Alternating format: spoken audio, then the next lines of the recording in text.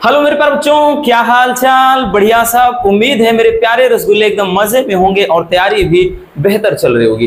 प्यारे बच्चों, आज के इस वीडियो में हम फिजिक्स के 6वें चैप्टर वैद्युत चुंबकीय प्रेरण से दो लाजवाब टॉपिक का पोस्टमार्टम करने वाले हैं। इसके पहले हमने इसमें वैद्युत चुंबकीय प्रेरण संबंधी फैराडे के नियम को देखा और आज इस चैप्टर के दो लाजवाब टॉपिक स्वप्रेरण गुणांक और अन्योन प्रेरण गुणांक की परिभाषा, मात्रक व विमा सब कुछ देखेंगे। ये टॉपिक बहुत ही ज्यादा लाजवाब होते हैं बच्चों आपके बोर्ड एग्जाम की दृष्टि से। हर साल हर सेट में पूछता है, इससे संबंधित इतना समझ लीजिएगा। चलिए देख लेते हैं बहुत ही सिंपल तरीके से दोनों टॉपिक को कि स्वप्रेरण गुणांक क्या होता है, अन्योन प्रेरण गुणांक क्या होता है।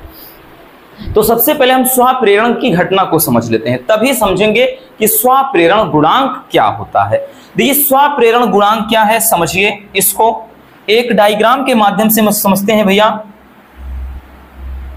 हम क्या करते हैं, एक डायग्राम के माध्यम से समझते हैं। बड़ा ही आसान सा टॉपिक है, याद रखना बच्चों, बहुत सिंपल टॉपिक है, ठीक है, बहुत ही सिंपल सा टॉपिक है ये।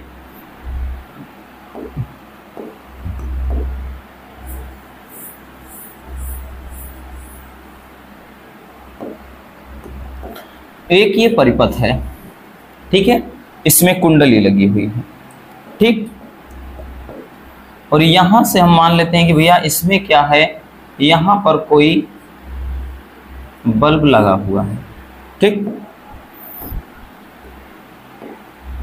यहां पर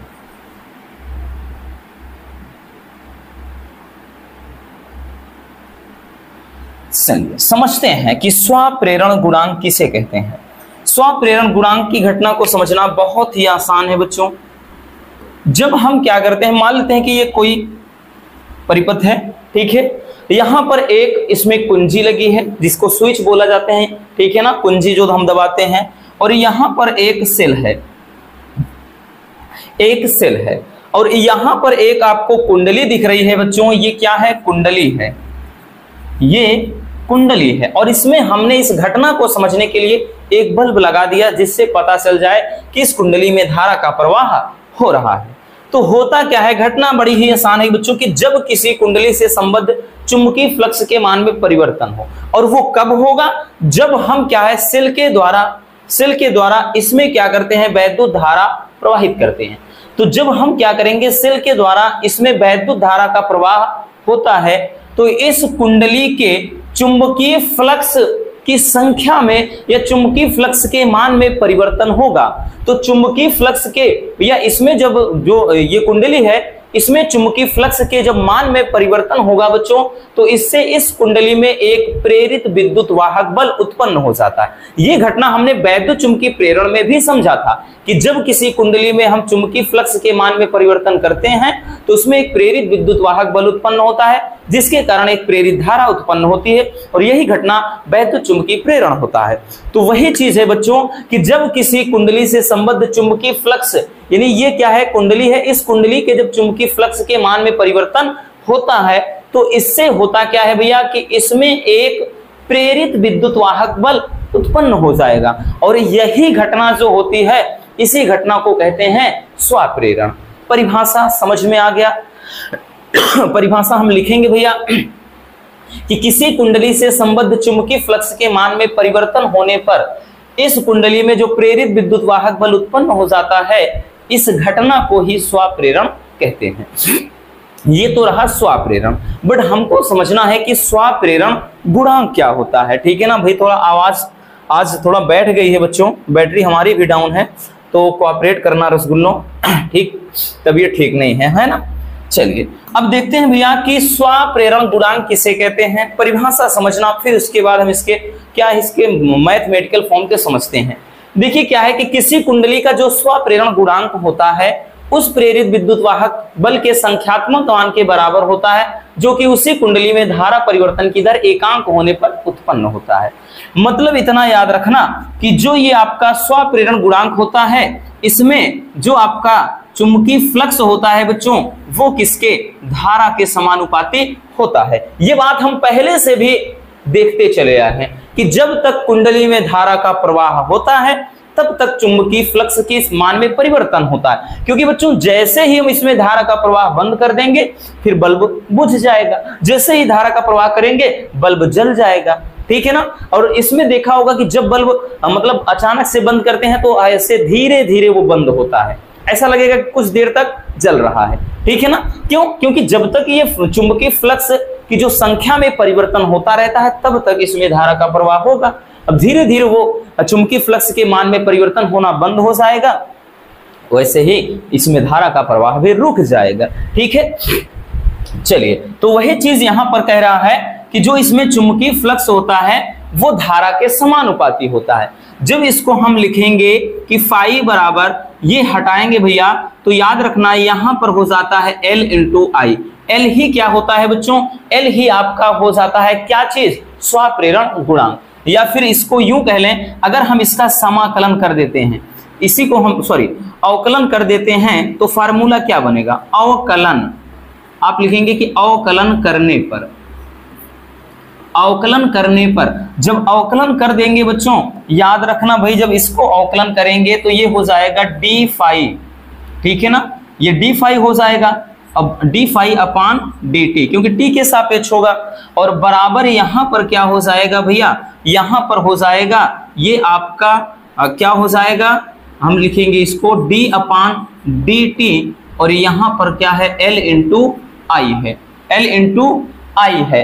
इसके बाद इसको अगर लिखना चाहेंगे बच्चों हम लिख सकते हैं कि डी फाई अपान डी टी बराबर, एल बाहर ले लेते हैं भैया, और ये हो जाएगा आपका D I upon D T. अब चूंकि डी फाई अपान डी टी यही होता है विद्युत वाहक बल ई के बराबर, ई बराबर क्या हो जाता है? L into D I upon D T. या फिर कह लें अगर हमको एल बराबर चाहिए, जो हमारा मेन टारगेट है, एल बराबर चाहिए, तो यही चीज हो जाता है बच्चों ई अपान हो जाता है D I upon D T, यही चीज हो जाता है। तो यही आपका मेन फार्मूला हो जाता है रसगुल्लों, याद रखना यही आपका मेन फार्मूला हो जाता है। अब देखिएगा परिभाषा, अब समझ में आएगा। कह रहा है किसी कुंडली का स्वप्रेरण गुणांक, यानी स्वप्रेरण गुणांक मतलब एल जो है, कह रहा उस विद्युत वाहक बल के संख्यात्मक, यानी उस विद्युत वाहक बल के संख्यात्मक मान के बराबर होता है जो कि उसी कुंडली में धारा परिवर्तन की दर एकांक होने पर। चूंकि अगर भैया D I upon D T का मान हम बच्चों 1 रख दें तो यहां पर एल बराबर ई, यही तो हो जाएगा।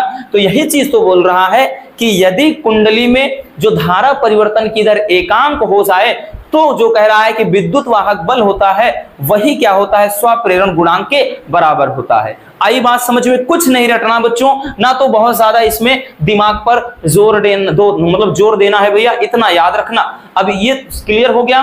कई फार्मूले में आपको ऐसे माइनस लगा दिखेगा तो कंफ्यूज मत होइएगा, वो चुंबकीय फ्लक्स के में परिवर्तन को बताता है, ठीक है ना। तो माइनस लगा है तो टेंशन मत लेना, कहीं पर लगा है तो ये इस बात को दर्शाता है। अब इसका मात्रक हम निकालना चाहेंगे भैया, तो मात्रक क्या हो जाएगा बच्चों? मात्रक हो जाएगा इसका हेनरी। क्या हो जाएगा? हेनरी। तो इसका डायमेंशनल फार्मूला भी पूछ लेता है कि बच्चों विमा क्या होता है, ठीक है। डायमेंशनल फार्मूला अगर विमा पूछ ले भैया तो विमा इसका क्या होता है? विमा होता है m l स्क्वायर t के घात -2 a की घात -2। तो ये हो जाता है इसका विमीय सूत्र, ठीक है ना। इतना याद रखना। अगर कुंडली में फेरों की मतलब संख्या n दे दे तो आगे हम फार्मूले में n मतलब इसके साथ क्या करते हैं? n लगा देते हैं, बस इतनी सी, सॉरी यहां पर n लगा देते हैं, इतनी सी बात है, ठीक है ना। ये चीज होता है। समझ में आ गया कि स्वप्रेरण गुणांक किसे कहते हैं? स्वप्रेरण गुणांक उस प्रेरित विद्युत वाहक, कह रहा है कि स्वप्रेरण गुणांक उस प्रेरित विद्युत वाहक बल के बराबर होता है जो कि उसी कुंडली में धारा परिवर्तन की दर एकांक होने पर उत्पन्न हो। मतलब इसका मान अगर हम 1 रख दें तो L बराबर E आ जाएगा। यही चीज समझना था, ठीक है ना। चलिए स्क्रीनशॉट कर लीजिए भैया। अब देखते हैं बच्चों अन्योन प्रेरण गुणांक। समझना बड़ा ही लाजवाब टॉपिक है, सिंपल तरीके से बताएंगे, आपको बिल्कुल भी दिक्कत नहीं होगी। अब देखिए नाम है स्वप्रेरण का मतलब ही था, स्व का मतलब अपने आप, एक ही कुंडली में वो चीज हो रहा था। बट यहाँ पर अन्योन्य प्रेरण, अन्य योन यानी अन्य का मतलब कोई और, यहाँ पर 2 कुंडलियों के बीच में क्रियाकलाप होगा। तो अन्योन प्रेरण गुणांक समझते हैं। ठीक है, अन्योन प्रेरण गुणांक को हम समझते हैं भैया।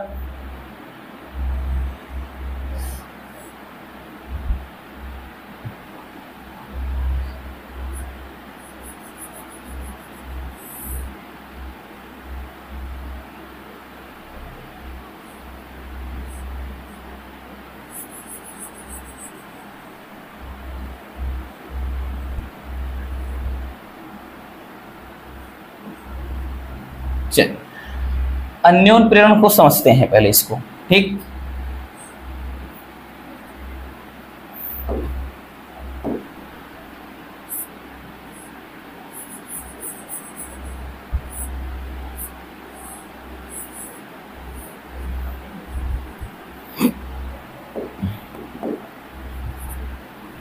अब देखिए अन्योन प्रेरण गुणांक क्या होता है समझना भैया।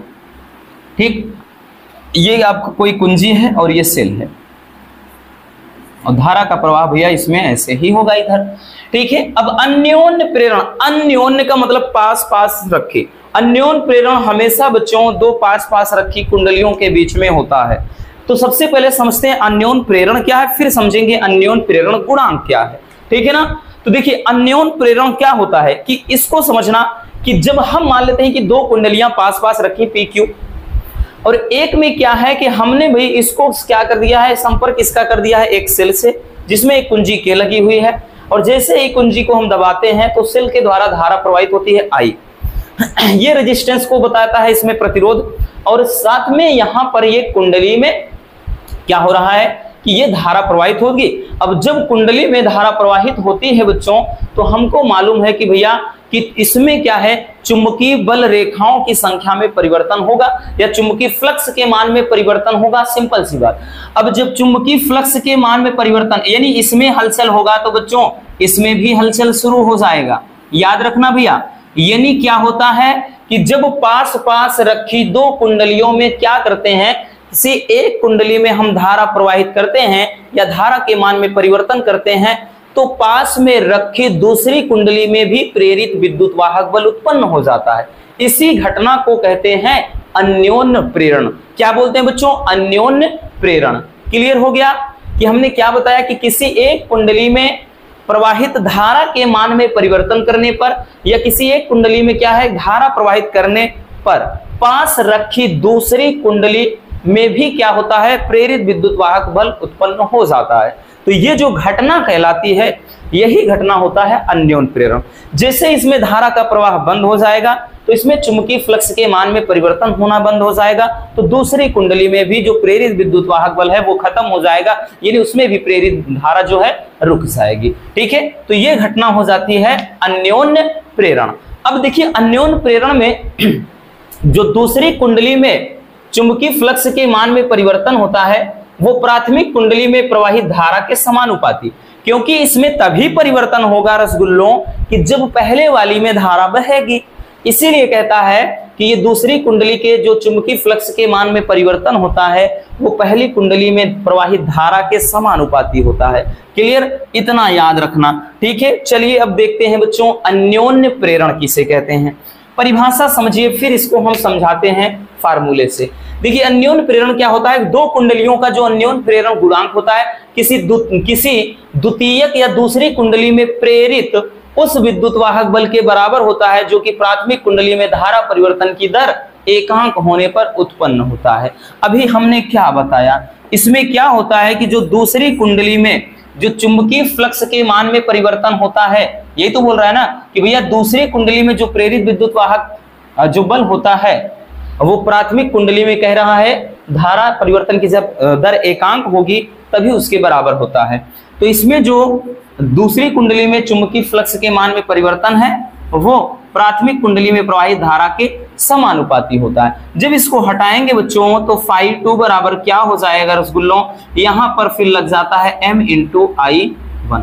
अब m क्या हो जाता है, तो यहां पर m हो जाता है अन्योन्य प्रेरण गुणांक। अब इसका भी अगर हम अवकलन कर दें, इसका अवकलन कर दें भैया, अवकलन करने पर ठीक है।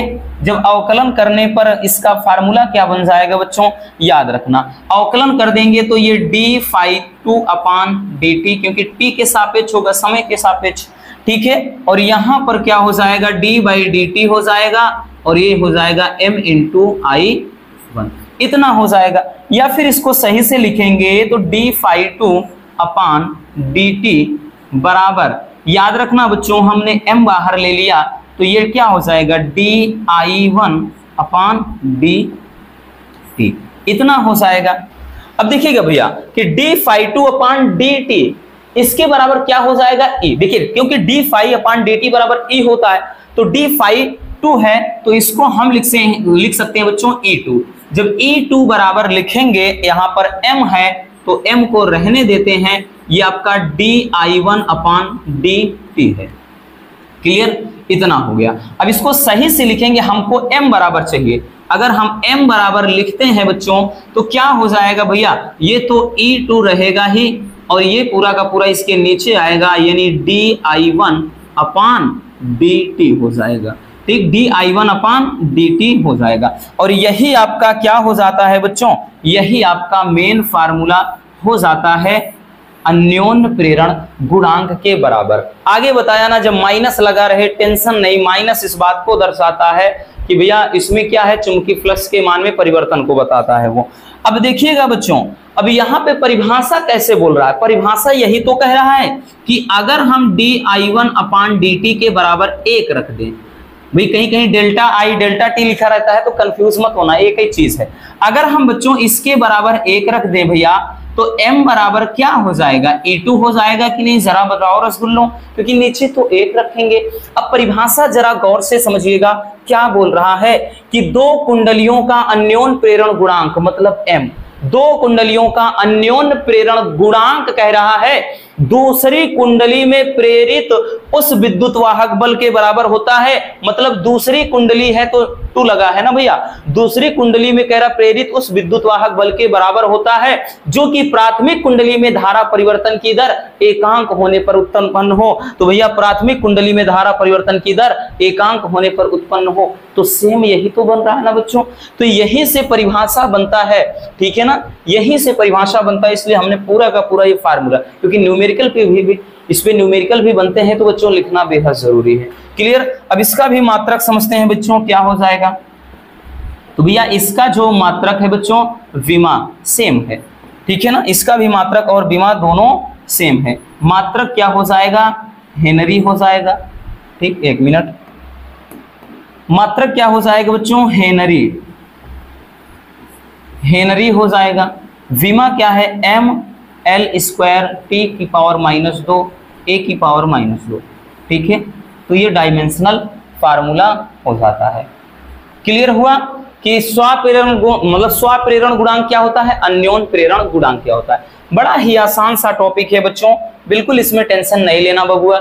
चलिए जल्दी से इसको छापते चलिए भाई, एक बार इसको स्क्रीनशॉट कर लीजिए, पूरा साइड हट जा रहे हैं, हो गया, इसको भी कर लीजिए। उसके बाद ये मेन आपका स्वप्रेरण गुणांक और अन्योन्य प्रेरण गुणांक है, इसकी परिभाषा, मात्रक, विमा, सब कुछ। तो बस आज के इस वीडियो में इतना ही। उम्मीद है ये टॉपिक मेरे प्यारे रसगुल्लों को अच्छे से समझ में आ गया होगा। अगर वीडियो पसंद आई हो तो प्यार से एक लाइक जरूर कर देना, और नए हैं तो चैनल को सब्सक्राइब जरूर कर लीजिए। मिलते हैं किसी और ऐसे शानदार टॉपिक के साथ। Love you, bye bye, take care. और हाँ, एक प्यारा सा कमेंट बॉक्स में छोड़ दीजिएगा।